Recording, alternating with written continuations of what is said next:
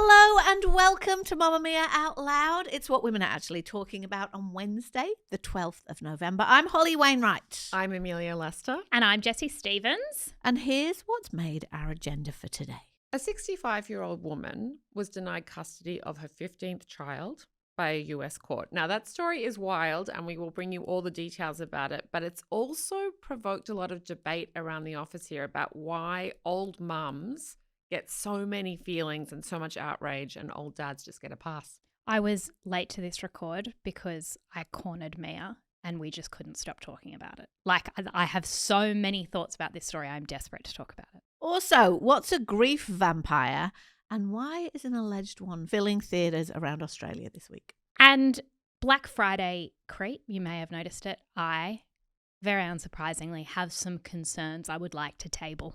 In case you missed it, and I'm sure you did, Princess Anne is here and nobody cares even a little bit. Where? Did you know she was Is here? Is she in Sydney? It's amazing that the fourth most popular royal.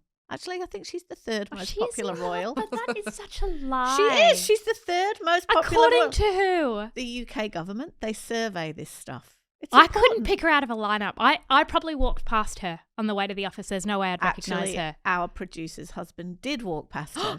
She did. It was like, I just walked past Did he Princess bow? Anne. Anyway, she is the third most popular royal because she is well known for being the most hardworking, right? Mm. So the royal ranking as of now, according to the UK government, goes Catherine, William, Anne, Charlie. There you go. Just I'm telling you, these are facts. Facts. Anyway, the fact that we don't know, I was all very, look, we only care about royals when they're young and glamorous and da-da-da-da. But it's actually a little bit by design. She's here at the invitation of the Australian Army because they're celebrating the centenary of the Royal Australian Corps of Signals, and she is their colonel-in-chief. So is it Remembrance Day adjacent? Yes, it's Remembrance Day adjacent. It's their centenary, and that is an area of the army that doesn't get as much glory as a lot of the others because it's not a combat wing, but it's like signalers, communications, support. So not unlike Princess Anne, vital to the operation, but not necessarily getting all the heralding. Anyway, so she's here. She's doing a few cities. She apparently brings a tiny entourage, so just her husband, Tim, who also inspects the troops with her and stuff, her secretary, and like one assistant. So she does not bring, as Charles has rumoured, to a mobile martini mixer who travels with her everywhere. She's really missed a trick there, I think. She sources them locally. Yeah. Well, we do have good martinis here. So she keeps it really on the down low. And also none of the royal road have come. So none of the big royal reporters are following Anne around. They've all been in Brazil photographing William looking handsome on the Amazon and at Remembrance Day in England where all the other royals have been on display. So I just want it out there that there is a royal in our midst. But that brings us to the other bit of royal gossip from today. Harry and Meghan, the Duchess and Duke of wherever it is they live these days. Montecito. Went to Kris Jenner's 70th birthday party that you wonderful people discussed on Monday. It was the most star-studded of events. The fallout continues. It really does. They were photographed with Kris, with Kim, with everyone, until they weren't. Okay, can you explain this to me? Because I keep seeing the headline that photos were deleted. So did Kris and Kim actually post photos with Meghan and Harry and then remove those photos? Why? So this is what we need to unpack because obviously there isn't an official line why, but as somebody who has been following this party obsessively, because I cannot get my head around the fact there was a party that Bill Gates, Mark Zuckerberg, Beyonce, like I just can't, it just boggles me. I can't get my friends in the same room. You know, like anyway, and I digress. Yeah, your friends aren't surely as busy as Mark. They're important. Anyway, I've been following it, so I saw all the pictures. And there's Harry and Meg's with various Kardashians. Just last night were the pictures of just Meghan and Kim together, smiling for the cameras. Today, all gone. And the reporting is that Harry and Meghan requested them to be taken down. What do we think about that? So some context. On the same night was the biggest celebrity event of the year in Los Angeles outside of industry events, which is Baby to Baby's Gala. Baby to Baby is a charity exclusively populated by A-list celebrities. Okay. And everyone wants to be invited to that gala. It's like a really big deal to be invited to that gala. And Harry and Meghan went to that. And I think that they just sort of thought of Kris Jenner's party as a bit of an after party, a bit of a lark to go to after the main event of the evening, which was, again, a big deal for them to be invited to. And I just think they thought they were going to go under the radar. Oh, God. Well, I'm sure you're right that they did, but what a stupid thing to think. Have you met a Kardashian before? Do you think they're not going to post pictures of you at their They're party? not under the radar people. So our theory is that Meghan and Harry have asked for the removal. I mean, I think that's 100%. That's clear, but the question is why? Why do you think? Well, I think they immediately, I mean, not that this is new, but they immediately got a lot of flack for being at that party. Like, what, even though, as discussed, the most powerful people in the world were at that party, there's a lot of sneering, and this shows how far from the royal family they've fallen and stuff. I think it's not very on brand for Harry, who's still trying to keep a foot in the royal camp, to have been at that party. But in my opinion, they look like idiots for asking those pictures to be taken down. Either don't go or go and know that you're going to be photographed. Yeah. I saw a picture of Bill Gates and Mark Zuckerberg playing, what's the thing you play with the discs? Roulette. And I'm like, if they can be photographed at Kris Jenner's, but you're too precious and important. Okay, because the other theory is that it was Remembrance Day weekend. Yes, and he was wearing his poppy. And he was wearing his poppy, which in an American context didn't make sense to a lot of Everyone people. would have thought of it as just sort of a corsage or a pretty flower. By the way, I love his thought process on that. So he and Megs are getting ready. He's like, no, it's really important that I wear the poppy for Remembrance Day, which is not marked in the US, so no one's going to know what I'm doing.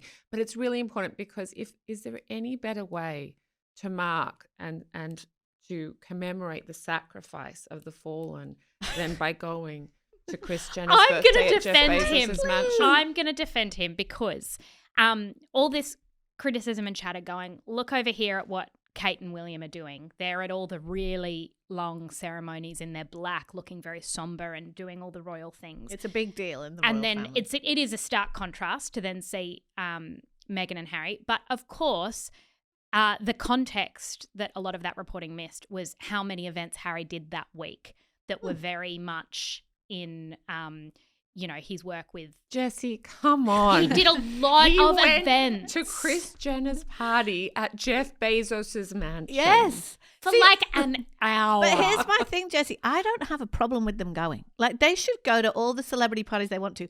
My problem is going and asking, then I'm with you. Let's pretend we didn't go because that might be a bad look. It's like, if you're worried about your reputation and Remembrance Day and all those things, then don't go. Just go home after the baby and put your feet up.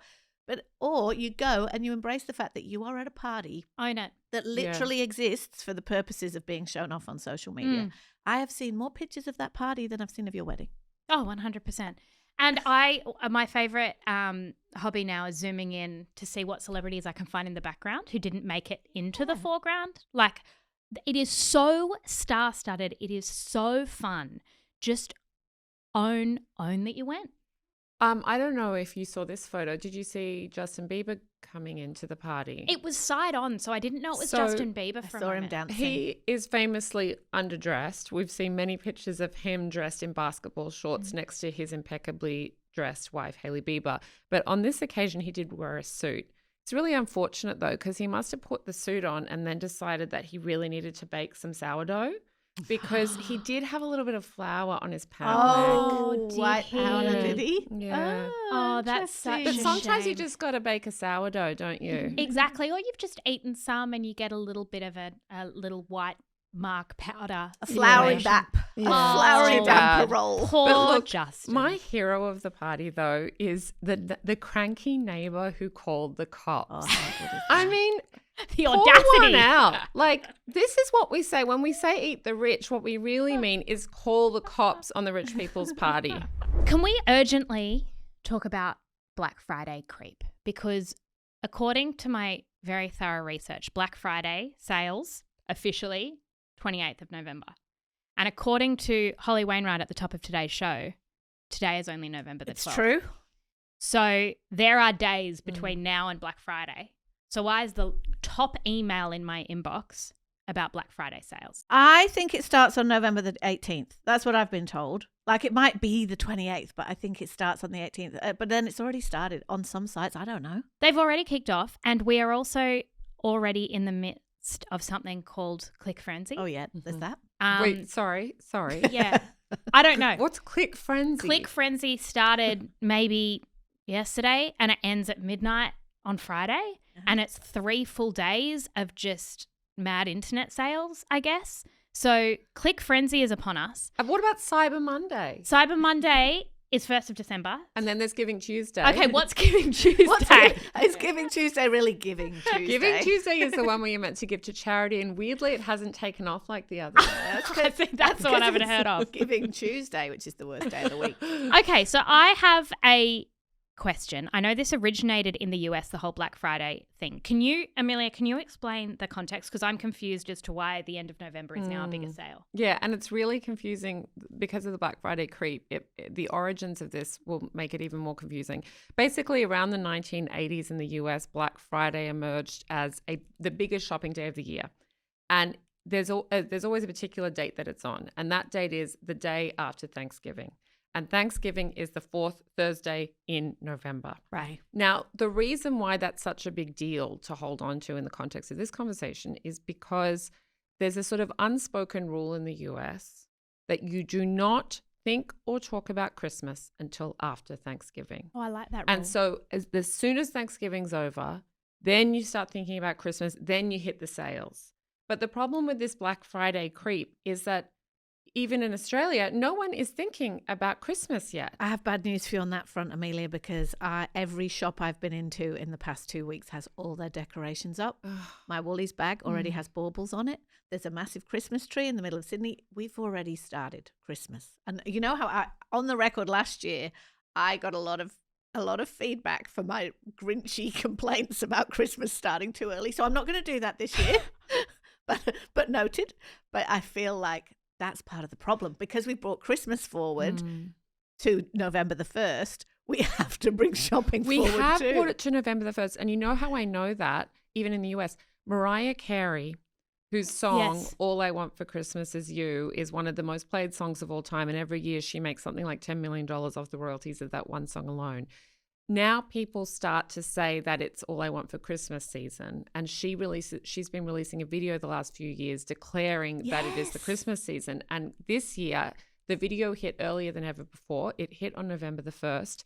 And speaking to the capitalistic times that we live in, it was also a tie-in with Sephora for a sale that they were having, which was a pre-Black Friday sale.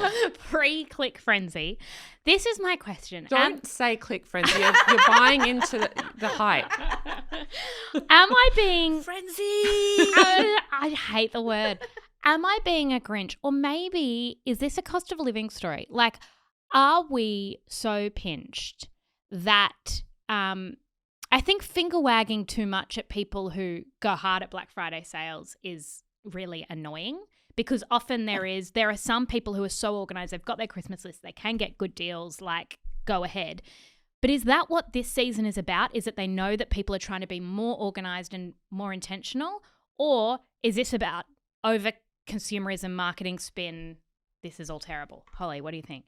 Well, the serious answer is it's about trying to prop up flagging retail sales, right? So if you talk to any business owner, they will tell you that in the past couple of years, Christmas is quiet. This is the time of year that is crazy. So end of November, if you're like a jewelry business online, if you're a lady startup, whatever, Lee Campbell says this about Brillo Beauty, is that it's shifted to now. Crazy, crazy, crazy. And then actually the few weeks before Christmas are quiet. So are we doing our Christmas shopping right now? Well, I'm not because I'm a deeply disorganized person.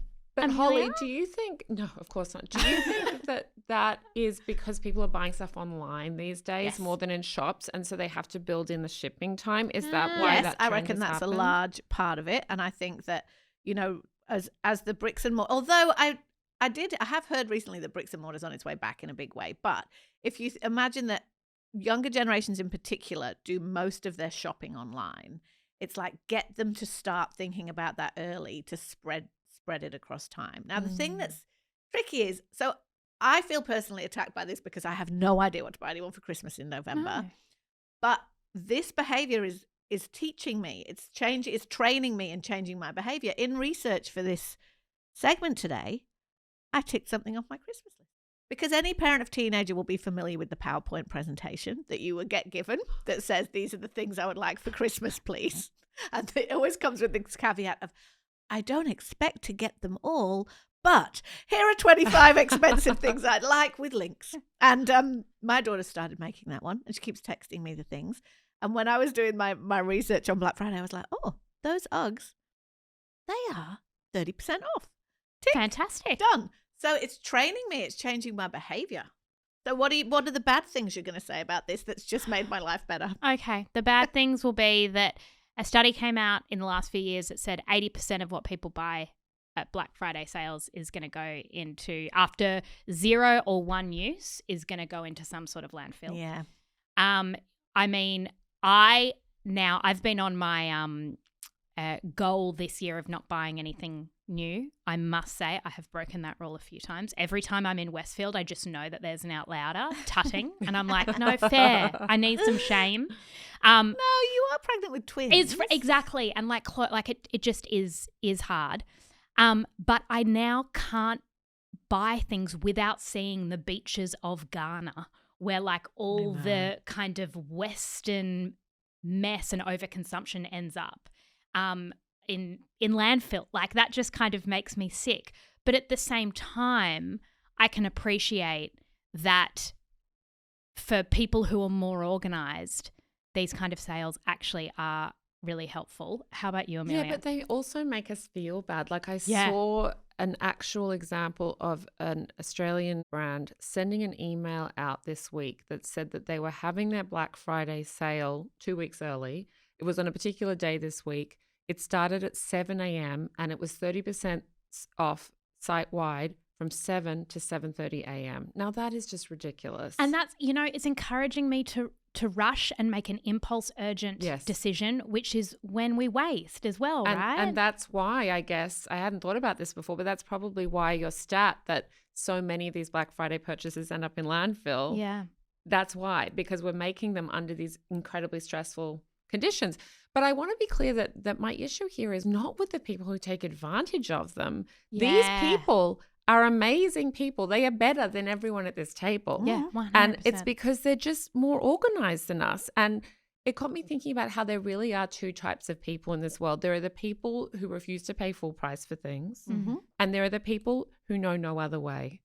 And I think I'm very much in that camp as thinking that there's all these sorts of hallmarks of how you know if you're the person in that first camp, how you know that you're the super organized person. And the first one that came to mind, and we were talking about this before, was that person always has a cupboard in their house full of presents that they have just accumulated throughout the year. They're not going on a scramble before a birthday party. They've got some lovely candles to give as hostess gifts. Yep. They've got some cards. olive oils. They have blank cards. They don't have to rush to Woolies. And stamps for them too. Yes. Because they still send thank you cards by mail. That is so true. Here are some other signs. Would you like to hear them? Some other signs that you're the sort of person who uses the Black Friday sales for good. You wash your bras regularly and with a bougie detergent on Sundays. Yes, and you have one of those special bags. You know those those ones that you put fancy lingerie in. Ollie, do you have one of those special bags? Have you met me? When was the last time I washed my bra? Don't come too close. You have a shared family notes app doc where you list errands and then check them off. Oh, geez, I need one of those. As opposed to waking up in the middle of the night realizing that you never signed up for that thing that you were meant to sign up for. Yeah. Here's one. You never eat in your car. Oh, yes. Most of my meals are me too. Me too. And they're on my steering wheel. Oh my God. You are never without your keep cup. Oh. Now, I work with you both. I know that this isn't I true. used to have a keep cup, but I lost the lid. And then it's like, then that's all. And I bet that this person never loses their lid. And you kept getting shamed because you were handing them a dirty keep cup. That's true. I've got two more quickly. You own a shoe tree? yes, Wow. yes. And finally, your toiletries bag is the kind that you hang on a hook over the door and it unfolds. So you Yes, see they're everything in it, as opposed to having that freebie that you got at a department store in 2009. That's so true. Rather than going to a hotel and for some reason everything is on the floor. Look, we salute you, people who do these things, and we wish you the best of luck navigating the Black Friday sales. But the three of us, I feel, December 2, we're going to go, it's time to really take advantage of those sales. And it's going to be like, guys, every sale just ended. No, I think Holly and I sold out ever. They can't take the stress, the festive stress of shopping on December 23rd. that was from the me. Christmas That spirit. is one of my things I've done all my life. And the heart rate, the caffeine intake, the swearing, the car park rage. Like, you can't take that. That's part of Christmas. And the debt. If you haven't noticed Princess Anne on tour, because Oasis had better bucket hats, let's be honest. Did you see the headline that Oasis stayed at Sam Wood's holiday house? Oh, yes, I did, on the Mornington Peninsula. Yeah, I really enjoyed that. And he said the recycling bins were full. Yeah. And I'm like, I am not surprised. Why have I retained that information? Oh, bless them. Anyway, if you haven't noticed that Princess Anne's on tour, you might not know that there's also another tour going on that's attracting lots of eye rolls and big crowds. Probably the world's most famous medium, one John Edward, is in Australia at the moment. He's doing 13 shows in most capital cities over the next few weeks, and lots of the events have sold out. Now, Jessie, I know you have been to a John Edward show before. Mm-hmm. What happens there? What's it like? I went to one in 2019 at the State Theatre. Why'd you go? For a work thing. Like, we got work passes, For a story. Claire and I, for a story. And we went, this is going to be really interesting. Let's recap it. So State Theatre, I think, has 2,000 seats. There's a lot of people there. And we were skeptical, cynical, all of the things. And the first half of it proved that cynicism to be fair. So it was like, over here, I'm getting a chipped bone. Is there a chipped bone? I'm getting the letter M. That was just you. I'm getting, yeah. Oh my gosh, it was a prophecy. It was a prophecy. They were a few years early, but, and then would hone in on someone and almost get a bit irritated. Like, come on, do you know someone who died after surgery or something? And it's like, most of us would know someone who died after, anyway. Also chipped bone. Yeah. How odd. It was a really weirdly specific thing. And then there was like this irritation, and we were going, oh, this is feeling a bit awkward. And then it was like, do you know someone, does the seventh month or the seventh of a month mean anything to you? And then you start going, statistically, come on. It's 5 days before Click Frenzy. Yeah, exactly. Right, exactly. So it got to that, and Claire and I went, you could feel the room getting a bit lost. The second half had me utterly convinced. Oh, wow. He absolutely, he went to this really specific woman and said, the Vatican. You went to the Vatican. Your father said he heard your prayer. And I was like, come on, how the hell would? And this woman just burst out into tears and went, I said a prayer. And then he said, and his slippers, you found his slippers. And she had found his slippers that morning. And then he said, there's an Eric who has a wedding ring. You need to get that wedding ring back. And Erica, the ex-fiance, still had the wedding ring. Like, really specific stuff. He got to another woman and said, you're putting off a doctor's appointment about your lungs. Why are you doing that? You need to go. They're going to give you steroids. And that was spot on. So look, do I know whether there was some way he had plants in the auditorium to kind of get some of that information? I don't. But what I did know is that room walked away feeling like they had got something. It was incredibly entertaining.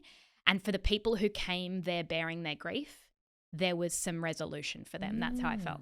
Well, not everybody is so stoked about Edward's shows, right? In the Sydney Morning Herald on the weekend, Peter Fitzsimons interviewed a woman called Susan Gerbic in an article called Calling Out the Grief Vampires, How John Edward and Other Psychic Mediums Ply Their Immoral Trade. Gerbic is described as a leading American skeptic, and she makes it her business to I go... thought I was a leading American skeptic. Your Mamamia Out Loud's leading American skeptic. She makes it her business to go around like unmasking people that she considers are exploiting the grieving and milking their misery for money. She doesn't mince her words about how she feels about them. This is one of the quotes. They have no conscience. They're sociopaths. They just don't care. They're just looking for grief they can capitalize on by doing tricks that convince paying customers they really are talking to the spirit world. So she says that she has exposed certain psychics, and not necessarily John Edward for legal reasons. Let's get it out there because he's a medium. He can hear me. He knows I'm talking about him. Not necessarily Edward, but she says that she has unmasked mediums and psychics doing these things called cold reads and hot reads, right? And she says a cold read is something that we might expect if you were doing like a one-on-one. She says you assess someone on how they look, how they sound, and what they say. You make observations and assumptions about them, and then you throw out bait. So a bit like exactly what you were saying. Yep. So like someone beginning with the 7th chipped bone. Yeah. Right? That kind of stuff.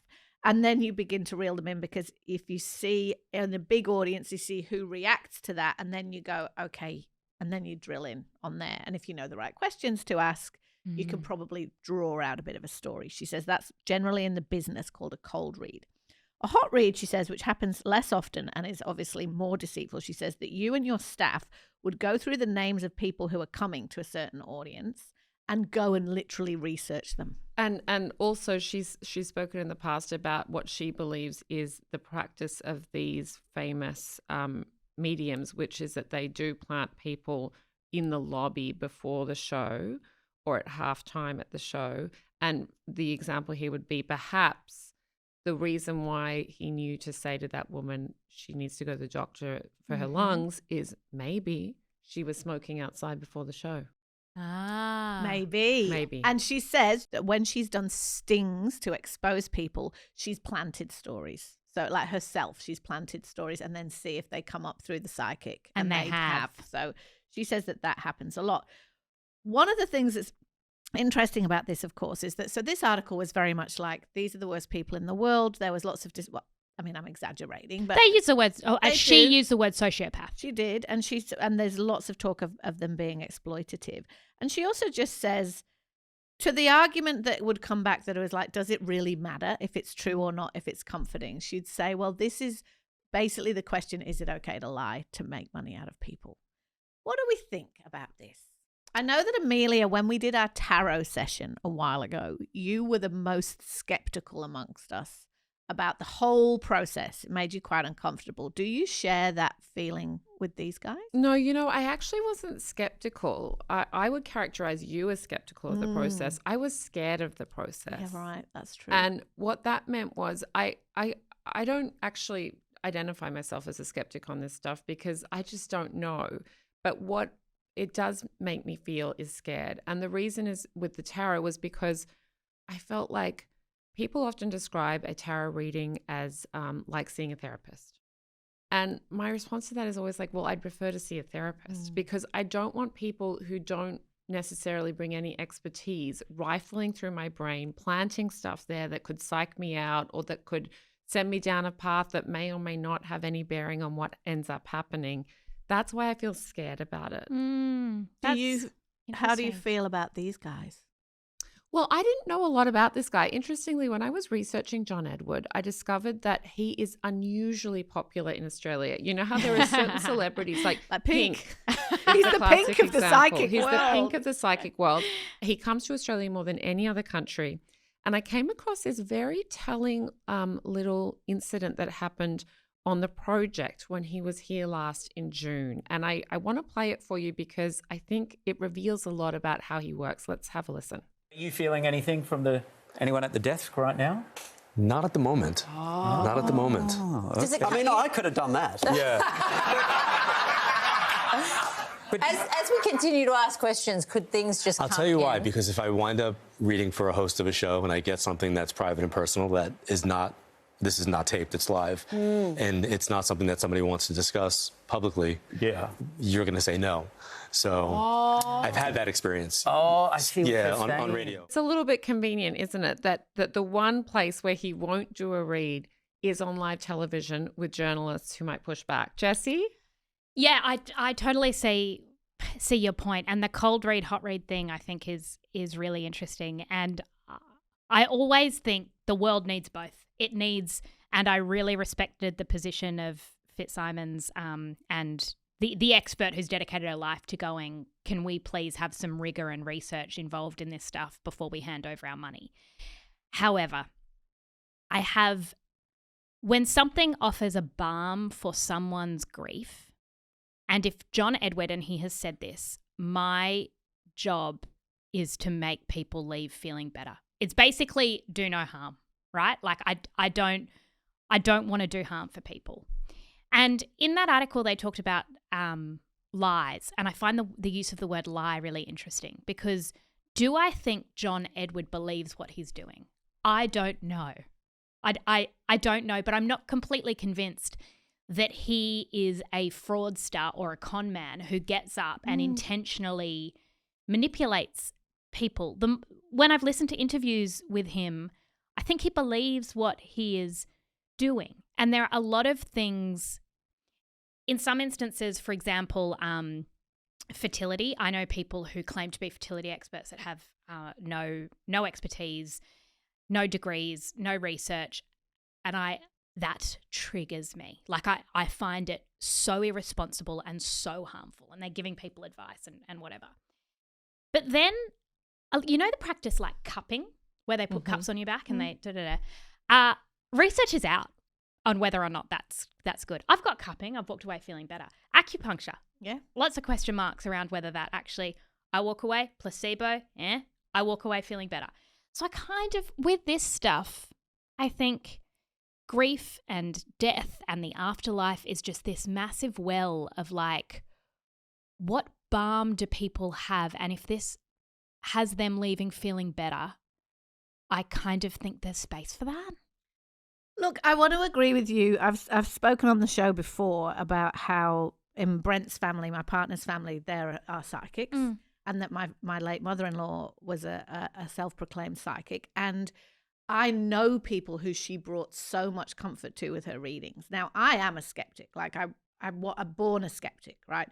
It's also an area that kind of frightens me, so I don't want to go near it. Like some people run towards that stuff. I'm very much backing out of the room going, you guys carry on. Is that for the same reason that I identify being scared of it? Probably. And I just find it really unnerving. And but I do believe, like, I am quite romantic and magical in some way. Like, it's not that I'm very scientific, fact-based in every way, but I do find this challenging, and so I probably back away from it. But when I began to get to know people who lived in this world, basically, I did really have to reassess my view, because I couldn't sit there and point at my mother-in-law, who I adored, and say, you're a liar. Like, no. You're a liar and you're a fraud. On the other hand, she was not filling massive theaters and charging large amounts of money. You know, she would do a reading for someone for free, for a bottle of wine, for like, you know, she would do it almost as a neighborhood service, and whatever the truth of the situation was, very many people felt good about what she did. And so, like lots of things, I'm not sure how black and white it is. When I was doing a bit of digging into how many people actually believe, this is really interesting stat. This is an American stat about how many people proclaim that they believe in ghosts and the afterlife. And it usually sits somewhere around 39 to 41% of people who are like, open to that. But 53% of Americans say that they've been visited by a dead family member. So isn't that weird that people actually say they've had lived experience of having contact with people they've lost, even if they don't really believe it themselves? Because I think that we've all had those experiences where, whether, you know, I remember not long after Julie passed, my mother-in-law, something that she gave me fell out of a cupboard onto my head, and I was really freaked out because I was thinking about her at that moment. I was like, it's a sign, you know. Maybe it was, maybe it wasn't. Like, but I think that it's interesting that we can feel things sometimes that we don't actually believe in. And I think a lot of this stuff lives in that area. And this is an imperfect comparison, and I don't want to offend anyone, but I know people who I'm close to who donate significant amounts of money to different churches or not even church, different faiths, the faith that they're aligned with. I don't necessarily believe in the God that they're aligned with. I don't necessarily believe the exact things that they believe. Do I think they have the right? And do I respect their affiliation with that institution? I do. And if that makes them feel better, and if particular stories, and even maybe I get a little bit funny about any sort of patronizing of any set of beliefs that you feel are stupid or can't be proven. I have a lot of space for people who kind of who do explore those things and find comfort. Yeah, I thought it was a really interesting point you made, Jessie, about what John Edward himself believes. And it's interesting that he insists on describing himself as an entertainer. And that is indisputable. He is an entertainer. Yeah, right. And yeah, his show is listed under art, theatre and comedy. Yeah. So it's a performance. That's what, when we went, our first instinct was this feels like a comedy show except without jokes but more dead people. And but then it does raise the question of stakes. Like, if he is an entertainer, then we come back to that fundamental question of why does it matter? And this interview that we kicked off the segment talking about with the sort of renowned leading American skeptic, you end up feeling a little bit like she's a bit too invested in this thing. Yeah, why is she so She's very kind of just as dogmatic as he is. I want to ask you, Holly, if this is real. Because is this ghosts again? No, it is not ghosts, but it's similar. It's when Brits move to Australia. Oh. And it's this phenomenon called the Australia effect. The other day I came across it and I was like, well, I sit in a podcast studio with a lady with a British accent. That's you, Holly. A lady with an American accent. That's you, Amelia. And I thought, if anyone can tell me about the Australia effect, it's you two. And came across this TikTok video of a woman explaining what the Australia effect is. Here's what she said. So essentially it's like British girls will go over to Australia, and before they left, you know, they got full face makeup, massive lip filler, big eyelashes, you know, the hair extensions, etc. Then they move to Australia. After a bit of time there, they're just like all natural, barefaced. They never really wear makeup. Maybe they've taken their extensions out. They haven't got lip filler, etc. So her name is Nina and she's moved to Wales, I'm pretty sure. But her theory is that when Brits, people from overseas, move to Australia, they almost have a glow down. They become more laid back. They stop doing their hair. They stop trying so hard. Holly, when you moved to Australia, did you fall victim to the Australia effect? Look, it was a long time ago and lip filler and hair extensions weren't really the vibe. But absolutely 100% yes. This is absolutely 100% a thing. Really? And this is just about assimilation to the beauty standards of the place you're living in, right? So there is a very classic, often mocked, British mainstream young female look. Geordie Shore. Yeah, very much. You see it on every reality show, very Love Island, and it's very high maintenance. Let's just call it what it is, high maintenance, right? And then in Australia, although obviously there are high maintenance pockets and all kinds of different cultures, suburbs, coming together, and but the predominant kind of mainstream vibe of what an Australian, particularly, let's remember that these people often come and move to beachy places, so they congregate around coastlines in Australian cities, and what they see is people getting up at 5, running outside, looking amazing in their activewear. Everybody's like just coming out of the surf in their hairs, and it's a completely different aesthetic. So I think 100% what happens. And when I came and I was young, I was 23 when I came to Australia. I was, as I say, that wasn't my look, but within weeks, months, I was like swimmers with the denim mini dungarees over the top, like always air dried hair, which suited me. Freckles, like it's just a very much looser vibe. It's 100% true. You would look weird. I mean, maybe not, again, depending on where you were, down at Bondi at 6 a.m. with all of that stuff. Okay, Amelia, you have lived in lots of different places all over the world. Do you find that how you dress, how you do your makeup, how you do your hair changes when you're in Australia?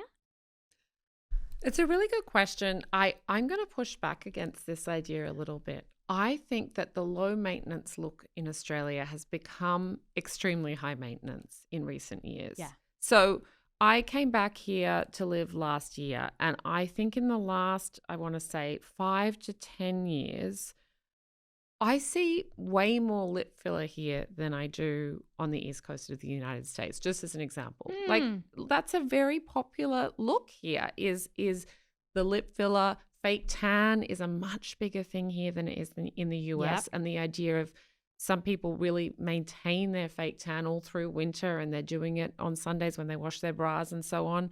And the hair is the beachy wave takes a lot of work, unless you're Holly, in which case she does have naturally beachy waves, which is annoying. But for most of us, beachy waves take work. Okay, so I liken this to when I go on a holiday and I pack my straightener and my makeup bag and they never come out. Yeah, it's exactly like that. And I go and I just become a coastal goddess. And I look in the mirror and I go, oh, you look great. Look at you with your like messy hair and it. But if I turned up to an office like that, I would look scraggly and just like unkempt or whatever. So I wonder if it's more of a coastal thing. Oh, it's 100% a coastal thing. Yeah. This is, I think it's very much plays to a particular stereotype. But I think that the young women that she's talking about in that video, that's where they are. Yeah, right. Do you know what I mean? They are hanging out in those places. It's not like all of Australia is like that, or that even a few suburbs back from the beach is like that. But there's very much a kind of a different aesthetic, very well documented on the internet. You can find a million TikToks of like taking off my British chav makeup, or going from a British girl to an American girl, going from a British girl to an Australian girl. Like, there are, no question, different standards. And you probably wouldn't walk around Manchester barefoot during any season, whereas I do that very often. You really wouldn't. Gather round. I'm going to tell you a story that a lot of people think of as an urban horror story, but this one actually happened, and it was in the New York Times recently. Mary Beth Lewis is a retired nurse living in the suburbs of New York. She had 5 children with her husband, who was a very, very busy and important airline pilot. And then just as those 5 children started to leave home, they went out into university or to the workplace, she got lonely. She was in her 50s. She said, I want to have more kids. So she used IVF to have twins just before her 50th birthday. And then in her 50s, and I need to get this exactly right, she had another daughter. She had twin boys.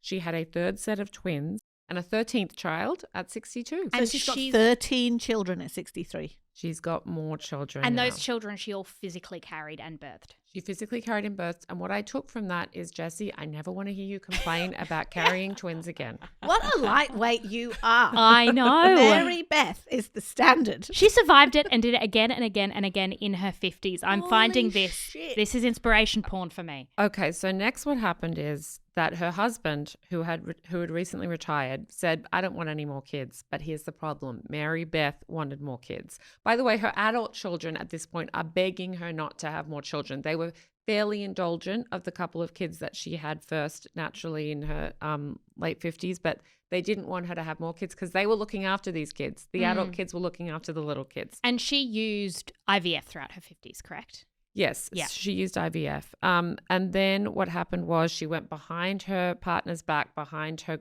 growing children's backs. She hired a surrogate to deliver her 14th and her 15th children. This is where the troubles begin. This is where the troubles begin. I think the troubles have already begun. Her 14th and her 15th children were taken away from her before she even got a chance to meet them. Because remember, these were children who were delivered by surrogates. So before she got to hold these children, they were whisked away from her and put into foster care. And now she's 70 and pursuing legal action to get those kids back. Wow. Who are not genetically hers. It doesn't have an egg of hers or her husband's sperm, but it shares a donor with some of the children she's already had.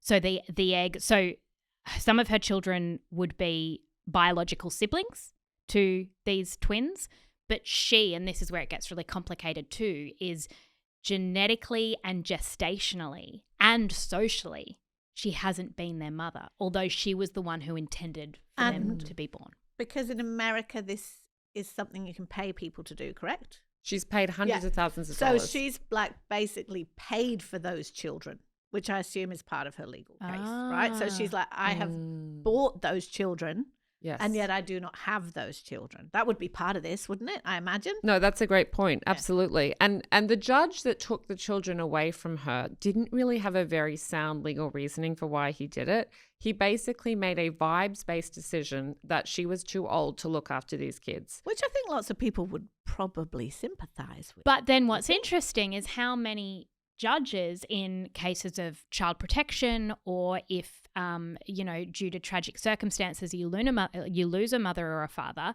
would those children then go into the custody of the grandparents? That would happen all of the time. And that can't be age discrimination based. Right. That's a good point.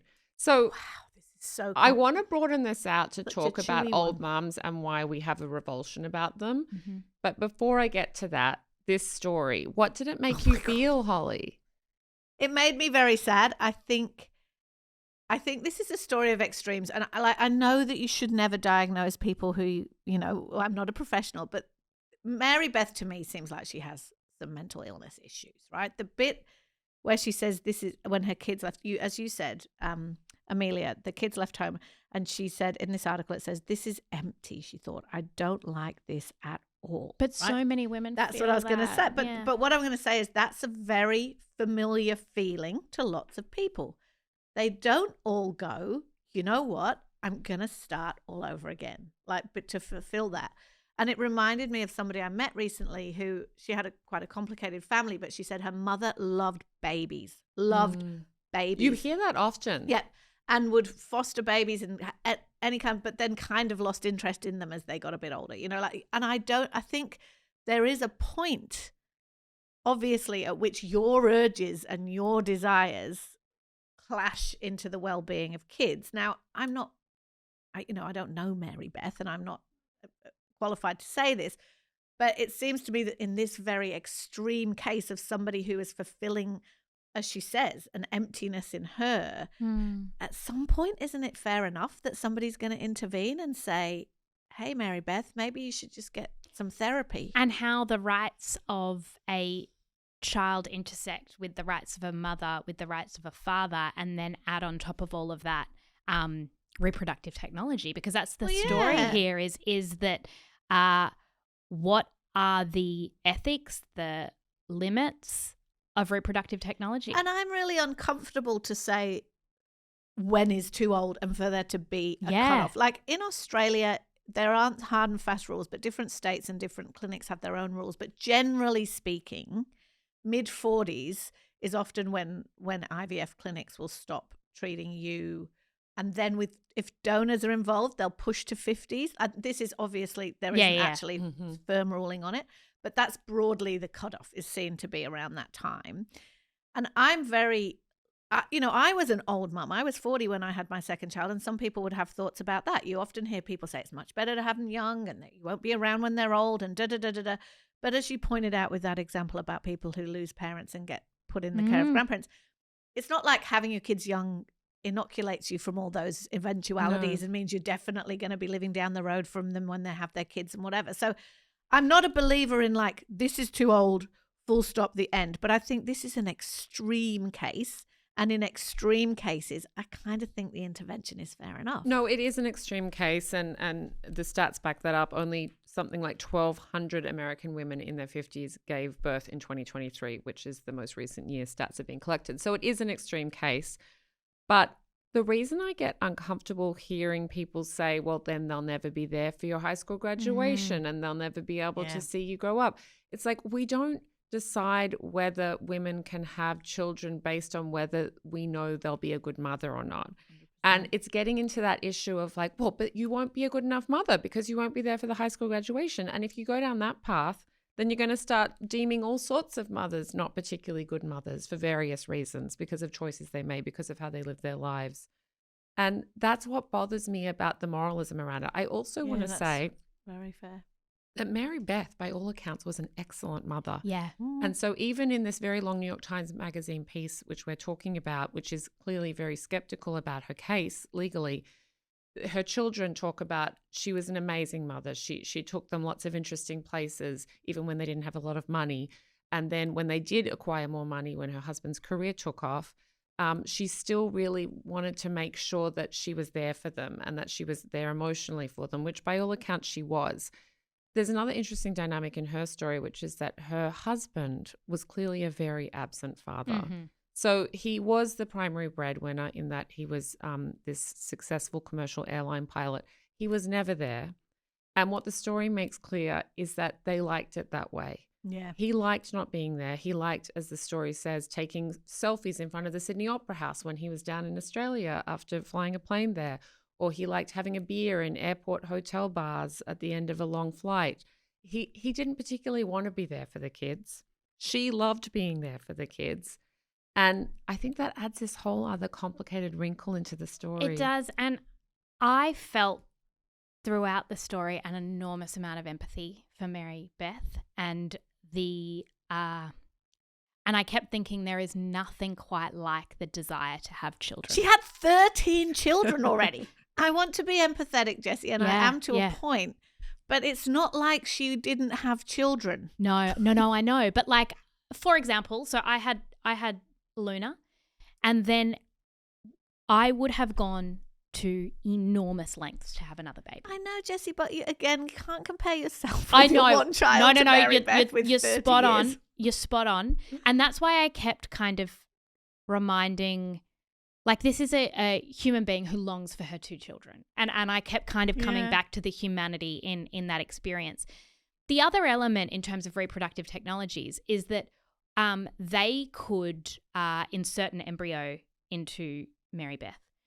The twins that she had right before her 50th birthday nearly killed her. Yeah. Like, she had such an awful complication that she could have died. And that puts health professionals, like, in such the resources it takes for someone who is 55, 59, giving birth to a set of twins. Like, that is an enormous... so they actually refused, didn't they, to let her have the last... So they said she wanted to have naturally, as in birth, children after the age of 60. And they said, you've had 6 C-sections and the scar is paper thin. You will bleed to death. If you try and carry this child, you'll bleed to death. So that's kind of another element. But then it's an uncomfortable conversation because you'd never want to shame what reproductive technology has done for same-sex couples, for people who would otherwise not have children at any age is 100%. incredible. And also the thing is, as you've touched on, the reason why this is quite an interesting thing to consider is that with reproductive technology is one thing, but also longevity science is another. And we are seeing that people are convinced that they can live better, healthier for longer, and that your 40s isn't what your 40s used to be and your 50s isn't what your 50s used to be. And so there is a perception, and I've heard it talked about on American podcasts and things, of like that the whatever cutoff limit we used to have in our minds for when a woman, and it's always a woman, as I'm sure we're about to get to, but when a woman should have a baby, like that gate is being bashed down with, all the supplements and health breakthroughs and fertility. And so we are going to have to grapple with these issues. But I agree with you, Amelia, that putting moralism around it is nonsense. It's dangerous. But at the same time, Mary Beth, babe, I think maybe 13 children is enough. Mary Beth's got some unique problems, but what's not that extreme is old dads. True. And celebrity old dads, there's no tut-tutting about them. There is a little bit more increasingly, I think. But for a long time there, it was seen as a mark of pride that they were still virile enough to father children. And just a couple of extreme examples from the celebrity world. Al Pacino became a dad for a 4th time last year at 83. And just last month, Kelsey Grammer, congrats. He became a dad for the 8th time at 70.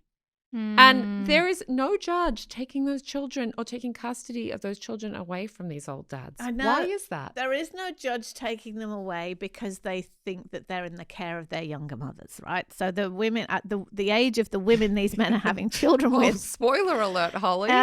Is quite a lot less.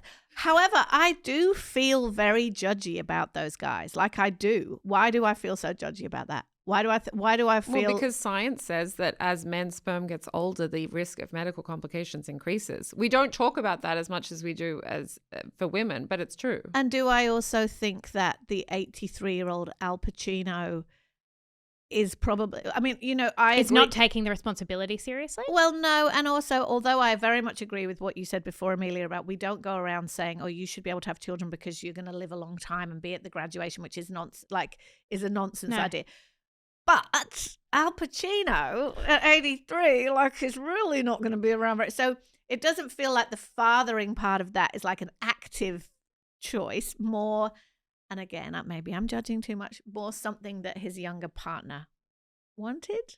Yeah, his job is to exist and a mother's job is to do everything else. Yes.